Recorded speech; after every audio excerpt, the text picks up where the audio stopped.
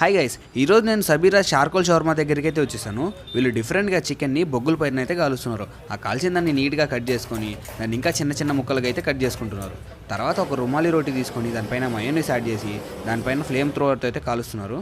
కాల్చిన తర్వాత vegetables add చేసి దానిపైన నీట్గా చికెన్ అయితే యాడ్ చేస్తున్నాడు. అదిగో అక్కడ ఎక్కువ చికెన్ ఉంది కదా, అది మందే అనమాట. సో తర్వాత దానిపైన సాస్ వేసి దానిపైన చీజ్ అయితే యాడ్ చేస్తున్నాడు. ఆ చీజ్ యాడ్ చేసిన తర్వాత అన్న మళ్ళీ ఒక ఫ్లేమ్ త్రోవర్ తీసుకొని దాన్ని మళ్ళీ కాలుస్తున్నాడు అనమాట. కాల్చిన తర్వాత దానిపైన కాజు వేసి దానిపైన మళ్ళీ ఫైనల్గా ఒకసారి మయోనీస్ అయితే వేసాడు.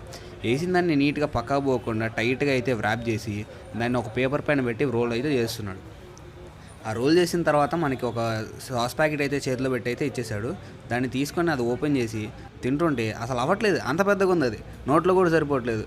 చుట్టూ అయితే అందరు నవ్వుతున్నారు. అయినా అటు ఇటు చేసేసి దాన్ని చిన్నగా తినేస్తున్నా. నేను తినేది సబీరా స్పెషల్ షవర్మా అంట. అయితే చాలా బాగుంది, క్వాంటిటీ అయితే పర్ఫెక్ట్ ఒక మనిషికి అయితే సరిపోతుంది. నోట్, ఇది ప్రమోషన్ అయితే కాదు.